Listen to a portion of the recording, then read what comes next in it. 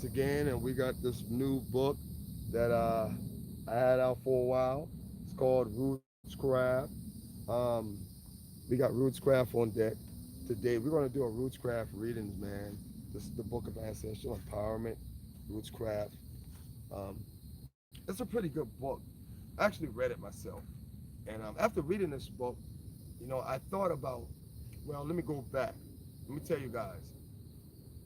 When I wrote this book, I wrote this book, Rootcraft. You know what I mean? I didn't use references from other books. I didn't do much as far as feed off other people's thoughts, I would say. I actually got into this book from within myself. I pulled out a book from within me that I figured, well, if I wanted to learn how to be an energy bender, how to um, work on my own self empowerment, what kind of book would I actually read? What kind of book would I actually want? So I said, well, you know what? I'm going to write a book that gives a basic understanding from a perspective of if I never really had anyone to show me or inspire me on what to do, on how to manifest my own magic. And so I said, well, guess what? I'm going to write my own manual for it. So what I did is I wrote this book and I had a lot of topics. It's a pretty big book. I had a lot of topics that was running through my mind. Should I speak about this? Should I speak about that? So I finally said, you know what?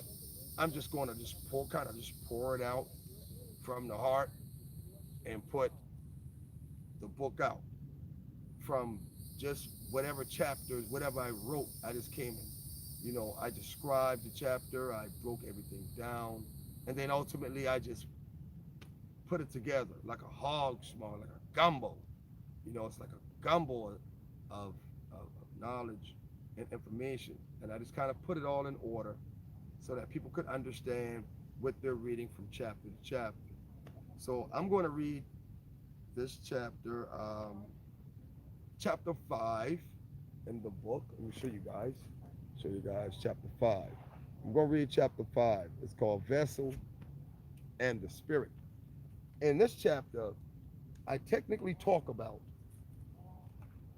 using spirit vessels, which means channeling energy into objects, channeling energy into things, channeling energy into plants, channeling energy into stones, channeling energy into constructed vessels that are put together based on your elemental formula that you're using to create your magic for whatever reason that work is for. All right. So when we talk about the vessels in this chapter, it's not only mojo bags. I use mojo bags as the significant tool that we commonly know about for the most part. And these tools could be more than just a mojo bag. There are various different kinds of ways that you can construct the vessel. Like I said, it would be more based on what type of work you're doing, but ultimately, the mojo bag is a great foundational understanding to building a spirit vessel and conjuring and channeling energy into a spirit vessel. So, for the purpose of this chapter, I mainly used mojo bags. But keep in mind that if you apply the same principles that you're reading here in this chapter, you'll be able to construct different types of spirit vessels, like one in a cloth. I have one here, one on a bag, um, and there's other various types of spirit vessels for various reasons that you could really really put together. So I'm going to read chapter 5, y'all. It's kind of hot out here. I'm going to take the sweat and everything, and I'm going to give you guys a decent reading. I still got my GED, everybody. No worries. I can read. And so we're going to, we're going to read chapter 5, Vessel and the Spirit, Rootscraft, the Book of Ancestral Empowerment. Here it is. All right. Conjuring spiritual energies is a science of mental, creative, and emotional construction. Once these three elements have been merged, the practitioner will begin to journey into the realm of communicating with their higher intelligences. These inner intelligences are typical expressions of ancestral forces that resides hidden deep within our consciousness. Activating these energies involves channeling your spiritual force into objects specifically designed to contain them. When constructing your spirit vessel, associations are established between situations, people, and nature. These associations are made to energetically connect you to the rawest potential needed to manifest change in your life. The uncharted areas of your spirit are a repository of energy codes that can unleash powerful aspects of your inner being. Each aspect of your being is empowered with the ability to channel specific frequencies that's needed to address specific life issues. These energies can be divided and contained to give us simplistic approaches on how to manipulate them. Your aura absorbs and simulates energies from anything near its core. The core performs a spiritual examination of your environmental energies and duplicates their vibrational frequency. Okay? I'm gonna go back. Your aura absorbs and simulates energy from anything near its core. The core performs a spiritual examination of your environmental energies and duplicates their vibrational frequencies. What that means, what that really means, is that your environment has a collective frequency, right? And because your environment has a collective frequency, your aura absorbs the energy of the frequency of the environment you're in. So if you're in a low level vibrational environment, if you're putting yourself into a low vibrational space and remaining there in that low vibrational space, what happens is the energy from the environmental space is absorbed by your aura, and you start to magnetically reflect and energetically reflect the low vibrational energies of the environment. Okay? Okay, now here it goes. When this happens, the strongest vibrational frequencies take precedence in assimilating the lesser energy patterns into its electromagnetic field. This means when we expose our energies to the energies of our surrounding, it becomes imperative that we have solid energy foundations to evade the risk of being energetically absorbed into the frequencies of hosting energies. These principles are very important when entering relationships in new environments. Hosting energies have magnetic attractions that will pull you into its sphere of influence. A host can be any superior form of energy that is feeding on surrounding frequencies to sustain its life force. The idea to conjuring psychic energy into objects is based on the principle that energy can be channeled and contained into objects as an external valve to your inner power. External valve to your inner power. These acts are achieved by activating the dormant intelligences within us that speaks from behind the shadows. When awakened, these intelligences can be projected into objects or harnessed by your personality, sustaining itself as an individualized form of consciousness. Anything or anyone can become enchanted by your willpower if the correct rules and techniques are followed to sustain your influence. The rules and techniques will vary as you find keys to unlocking personalized access to your inner being through channeling. Making psychic and symbolic associations an altered state of consciousness increases our potential to project energy towards any object set to receive this energy. This act is achieved by psychically connecting to energies you're conjuring and creating a sacred space for those energies to represent themselves as individualized entities. These sacred spaces are composed of elemental factors that reflect the nature of the energies you're projecting. Specialized attention should be given to the ingredients and the composition of your vessel. Remember what I said earlier. In many instances, a spiritualist will construct a spirit vessel from organic materials under the guidance of their spirit guides. These materials may vary from sticks, thorns, tree bark, dirt, waters, animal bones, and other nature-based energy elements. In other aspects, a spiritualist may use items that have sentimental value, such as personal belongings of parents and grandparents. A spirit vessel can be any object that allows you to build a psychic connection with specific frequencies of energy that can be used in calculated ways to manifest changes in your destiny. Outwardly reflecting values of your inner intelligence enables you to think and behave on a higher frequency. Higher levels of thinking are activated by making consistent connections with higher intelligence. These higher intelligences lay dormant in our ancestral bloodlines. They can be brought forward through performing various spiritual techniques in conjunction with crafting natural tools to express those energies through. When crafting higher aspects of yourself with spiritual tools, it's important to be creative as possible. Every creative idea has a specific energy nature that projects power into your desires. For example, you may have a vase that was passed down through your family that you are using to house ancestral energy. Your first step after constructing it would be to design the vase with certain trinkets that are reflective of your work.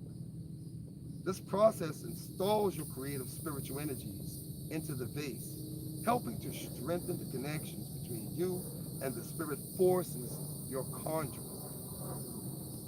The purpose of having a spirit house is to contain specific intelligent frequencies in a way where you can directly access this power inside or outside the perimeter of a ritual.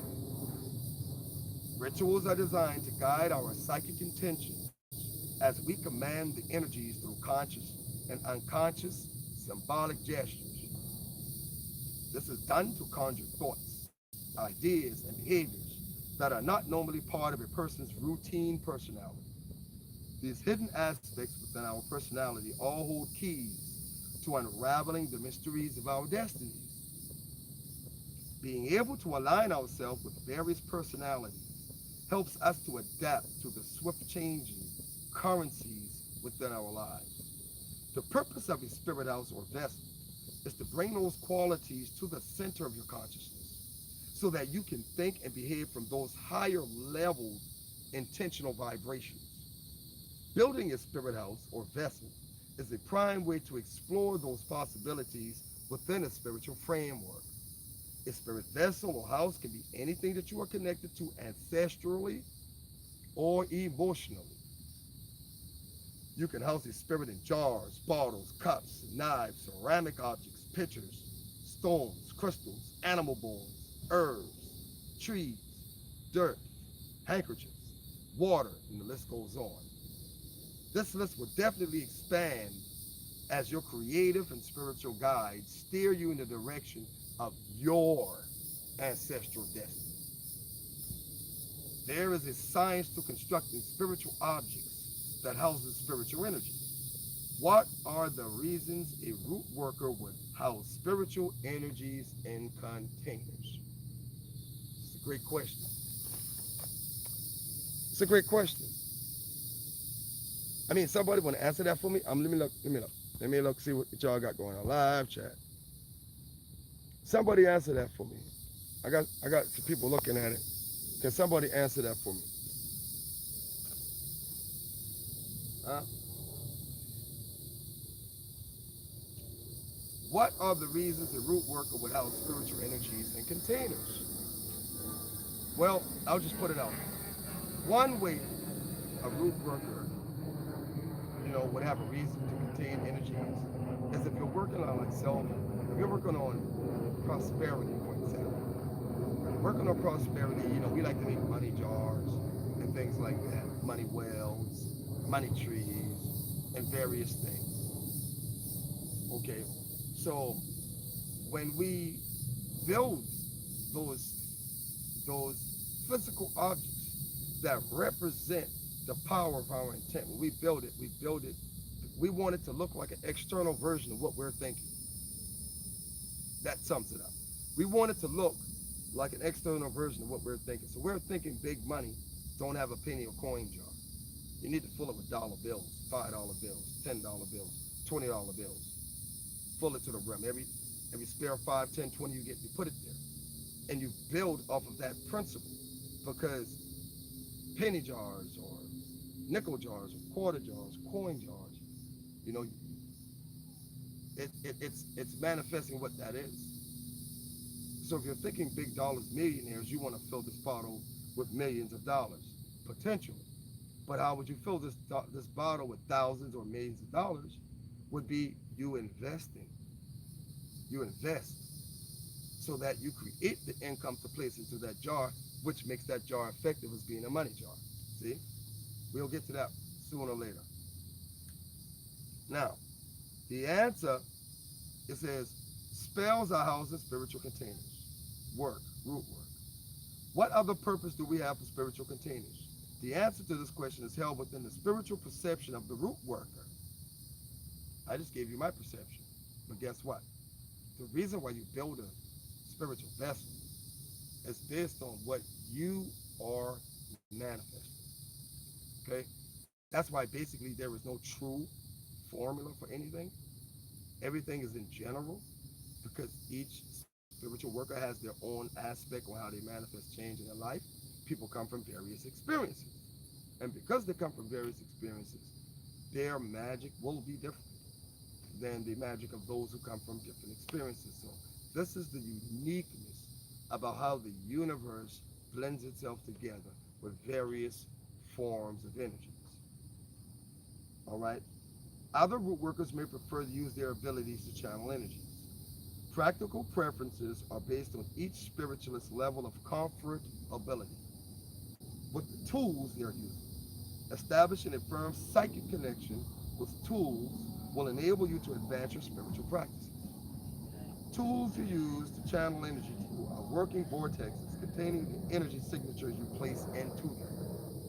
Creating and conjuring energy signatures into objects empowers the object to become alive with its own individualized consciousness that is a part of you that you project into it.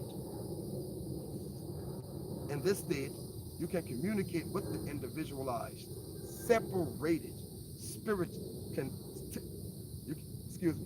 You can communicate with the individualized, separated spirit of self, telepathically, to receive messages. It's a pretty deep concept. When channeling energy from yourself into objects, specific attention should be given to the state of the object it's in prior to commencing the process. Items should be ritualistically cleansed from previous energies prior to usage, as this allows the programming of the spirit vessel to be clear from any foreign energy exchanges. Unwanted energy that enters your spirit space can attract situations that vibrates on the frequencies of the unwanted energy. This can cause obstacles to arise in your path that you will have to correct. Learning to correct problems before they manifest is crucial to unlocking codes necessary for transmuting obstacles before they appear. All of our experiences are genetically coded memories that supplies our consciousness with trained reactions to program events. This is not to say all life events are pre-recorded in our genetic bloodlines. It is to say that ancestral energy patterns are influential in guiding a person's spirit path by mysteriously forcing you to heal ancestral traumas you never knew existed. The uncovering of ancestral traumas can happen at any level in your work. Pay very special attention to the signs that unfold in your personal life during your time of conjuring. These signs can be keys to unraveling ancestral energies that are trapped between worlds. Certain energy patterns can become attached to your bloodline, causing the reoccurrence of trauma in every generation until the energy is completely transmuted. Some ancestral energies need to be released and redirected back towards the source. This is one of the ways of completing an ancestral cleanse that banishes unwanted energies from your life. Another way of transmuting unwarranted energies is by channeling them as traumatic experiences into spirit vessels and breaking them. These energy vessels will contain the powers hidden within the traumas you've connected them to. This experiment is very powerful and dangerous as it releases unhealed and toxic energies into your spheres of awareness. Be careful with how you choose to channel this energy. It has the potential to ignite the flames of unhealed wounds, create new wounds, or reopen old wounds. When harnessing traumatic energies for magical purposes, always remember to channel traumatic energies responsibly, as the path to true light is uncovering your inner darkness. We carry the shadows of dormant ancestral energies that are waiting to be awakened through the utilization of higher intelligences. When we say higher intelligences, we're speaking about the remote aspects of spirit that remains primarily unexplored by human consciousness. These inner beings of awareness are the legions who empower our ambitions, our fury, success, and failures. The idea, when attempted to manifest change in your reality, is to consciously tap into those potentials.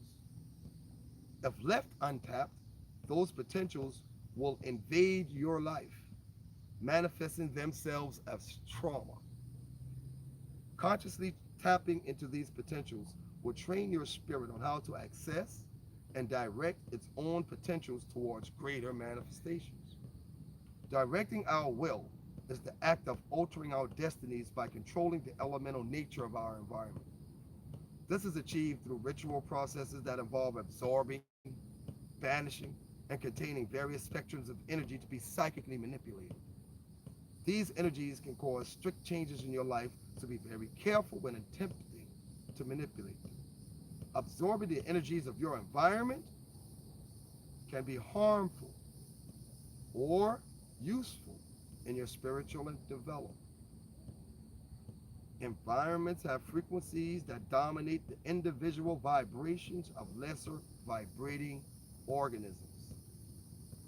This causes the collective frequency of an environment to dominate the energy spaces of lesser beings, unless these lesser beings have the ability to psychically shield themselves from those influences. You must create an energy barrier around your body that is impenetrable by environmental influences. Outside energies should never have the ability to affect changes in your spirit that forces you to conform to the energy patterns of the norm. When you share in collective energy sources, you also share in collective traumas. This makes it harder for people to transcend their personal trauma because the effects of collective traumatic energies will supersede that of the individual's attempt to heal themselves. This is one of the origins of generational curses. They often originate from the collection of karmic dust that lingers from collective traumas that we pick up through tapping into contaminated energy pools. Spiritualists who understand the fluidity of energy prefer to participate in solitary to protect their auras from being contaminated with and by the traumas of others. Congregations are energy groups of people who have consciously or unconsciously agreed to share their energies in the same space. This can be an impediment or a blessing depending on the energy levels of the people involved.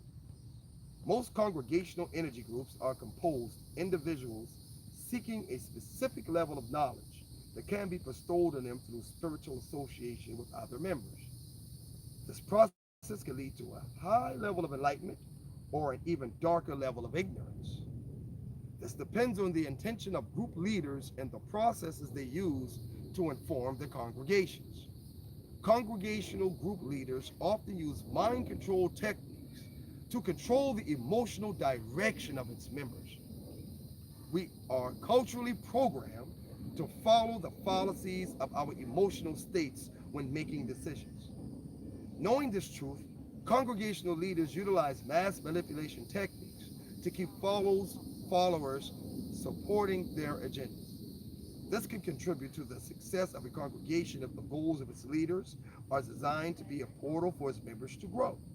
When the intentions of congregational leaders are for personal gain, their members become psycho emotional pawns who fuels the success of their leaders. This is how institutionalized mind control is systematically implemented on followers.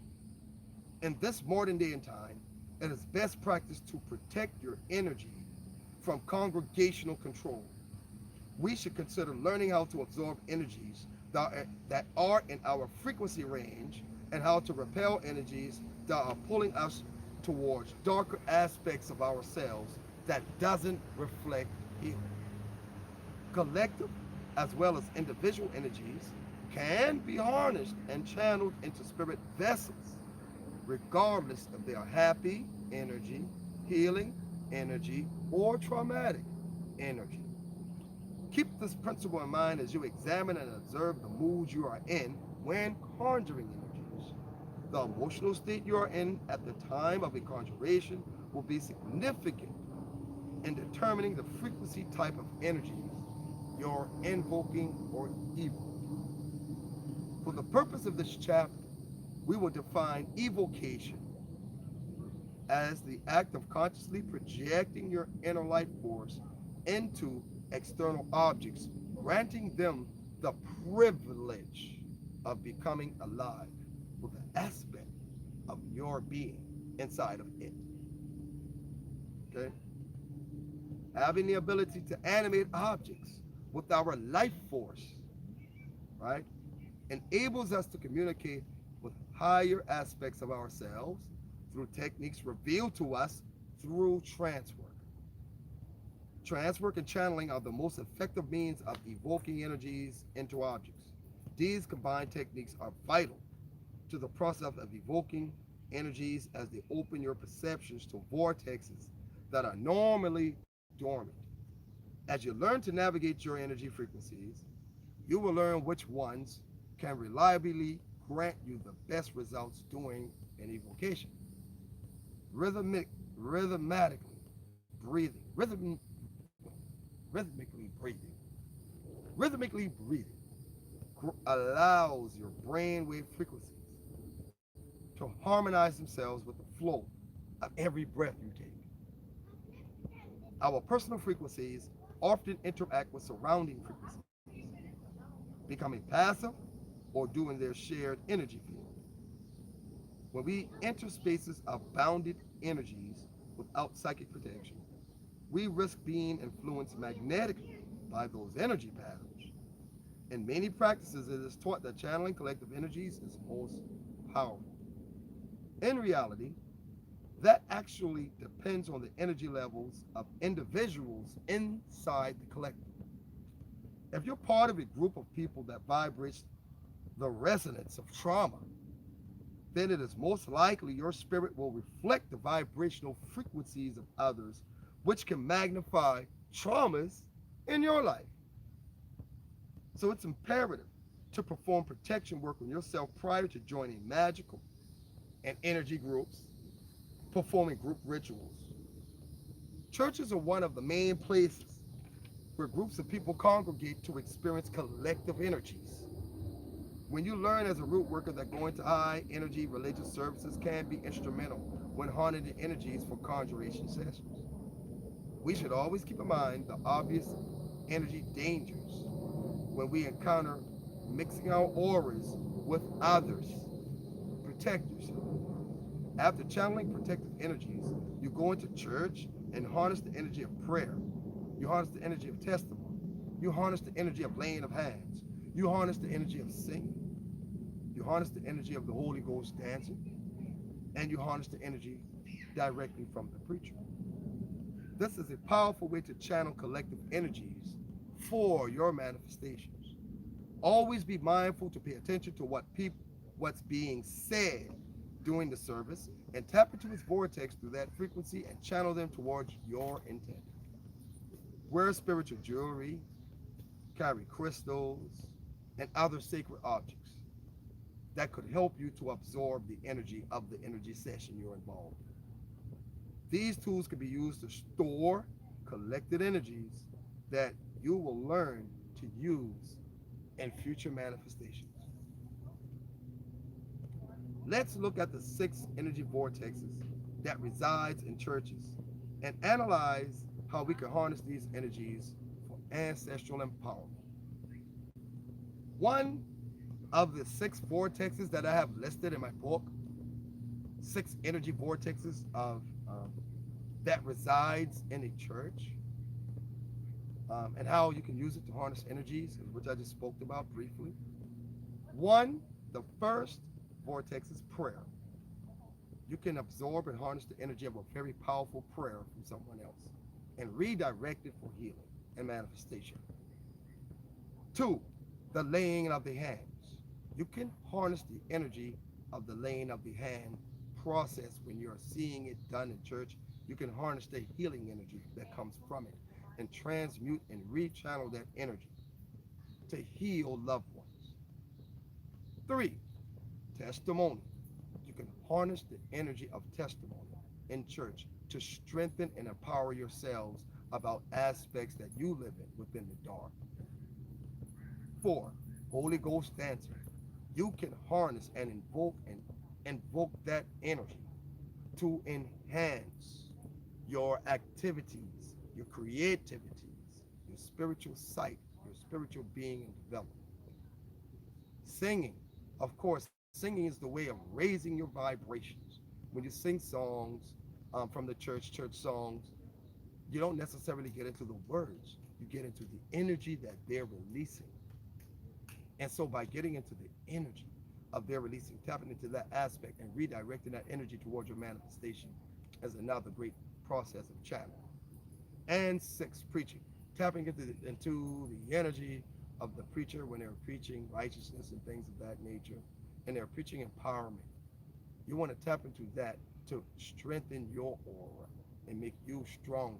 So when you go out into the world, you can rechannel and recycle that energy to others. Focus your emotions for the objectives as if they have already happened. Center your emotions on celebrating the manifestation. Creatively envision yourself enjoying every detailed aspect of your objective. See, feel, smell, and taste the moment. By creating an emotional vortex around your objective, you're evoking the objectives into material existence by projecting raw emotional energy into the universe that says it has already happened.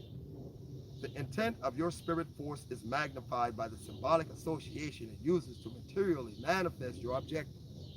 Your interpersonal system of symbolism should be based on deep personal connections with images that can be translated into situations and controlled through channeling. Spiritually connecting yourself to collective bodies of trauma will worsen the memories of your individualized trauma deeply. This is why the path to healing is magic, and magic is called a lonely path. On this lonely path, you will discover that there is nothing external to you that will affect your destiny more than the fire of your internal spirit. The power a conjurer can summon from the depths of their consciousness is a concentration of realities that grew from numerous experiences encountered since birth. Many of these experiences are said to be remnants of prior lifetime karmic expressions. If this is the case or not, these molded impressions become the basis for how a conjurer interacts with specific realities and how he or she achieves manifestations from them. It is the way we view ourselves in this temporal reality that determines if we are actually empowering ourselves with the wisdom of experiences or the lessons of our failures. The question is, are we vainly allowing ourselves to continuously repeat cycles of failure, knowing that the true essence of our power is in our immediate grasp? Do you have the courage to face the failures and success stories of your past to empower your future? How do we access the power of experience to heal and transform our future situations? The answer to these questions is not a secret. It's in your ability to heal the self-inflicted inner wounds that continues to bleed into your daily life. These wounds are caused by the ineffective decisions we've made that continues to affect the future directions of our decisions. The venom of ineffective decisions is not the end to our existence. It only signifies that greater precaution should be taken when making life altering decisions.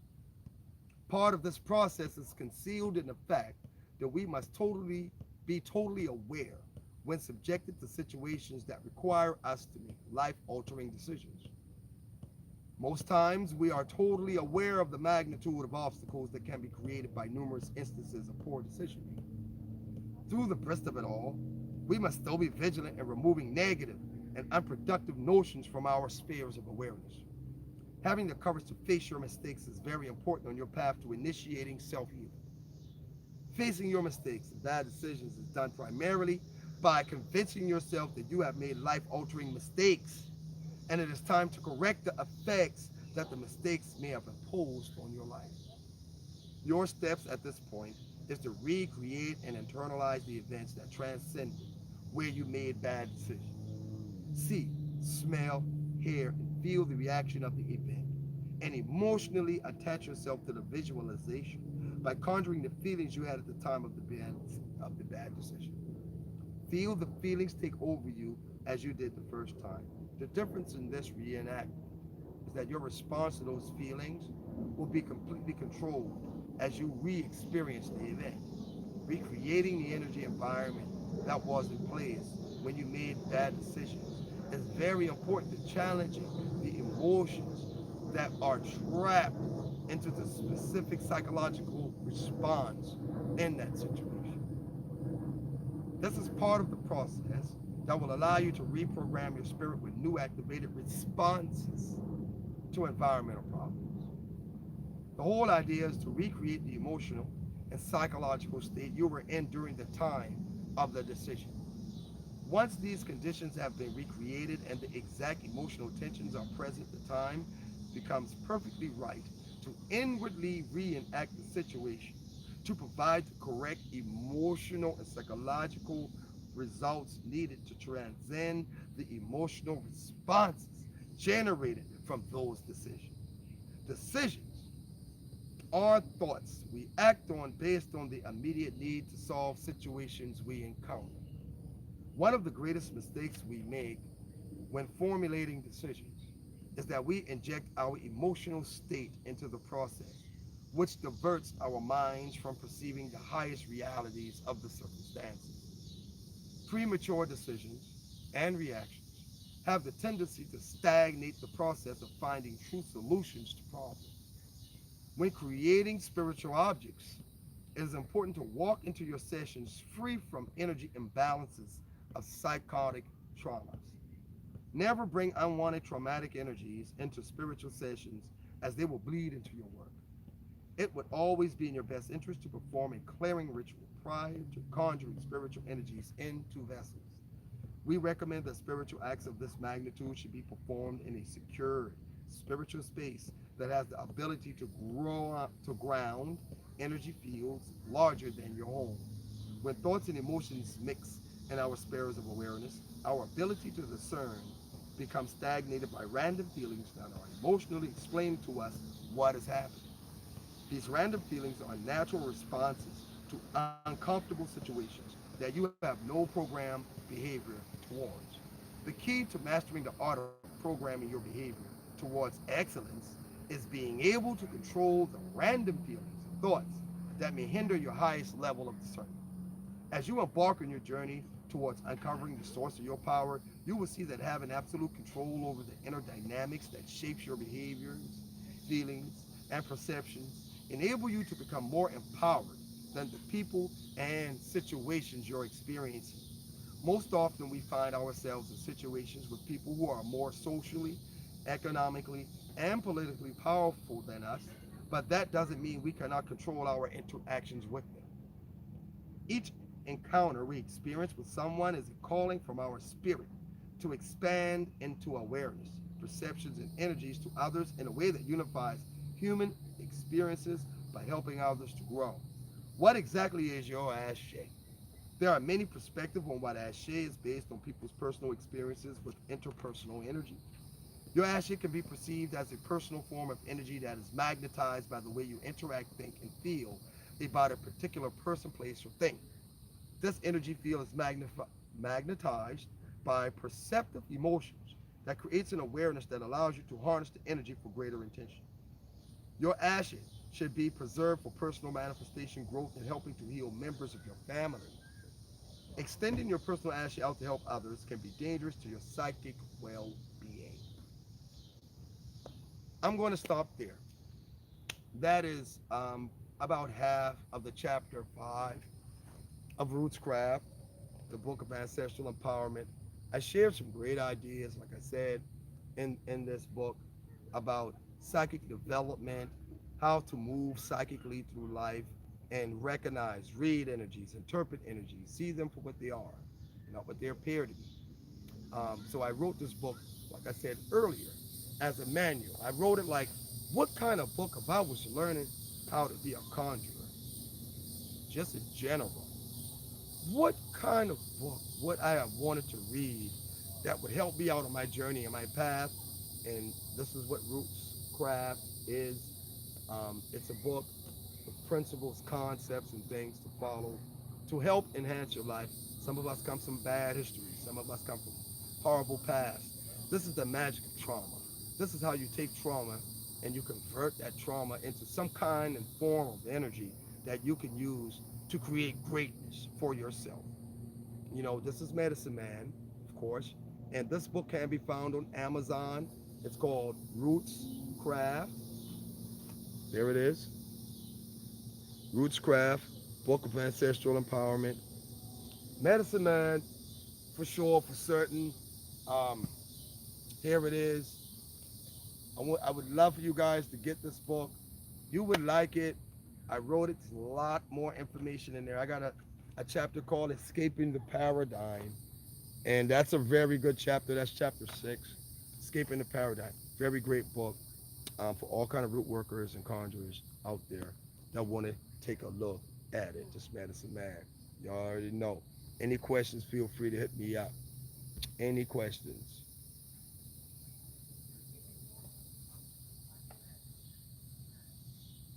The link for the book, I'll try to, I'll try to, yeah, I'm still having classes. Mm-hmm. Yeah, I'm still having classes. I'm actually planning a class for, it was on the 20th of this month. I'm going to look at it. But if you want to stay aware of the class that I'm going to have, and that particular class is going to be on gathering and channeling energy in nature. And that particular class I'm going to have, you know what I mean? Feel free to email me at medicine MEDICINE, MAIL21 at Gmail, and we can absolutely discuss, my plan for classes because I am having classes coming soon. And it should be like on the 20th or 25th. I have to check the calendar. I like to do classes on Saturdays and Sundays. This is when most people are free for the most from their careers and their life and their jobs and stuff like that. And have a little free time. So what I'm going to do, I'll just email me, and when y'all guys email me, I'll give you the information about my classes. But this particular class is going to be on energy manifestation, the art of manifestation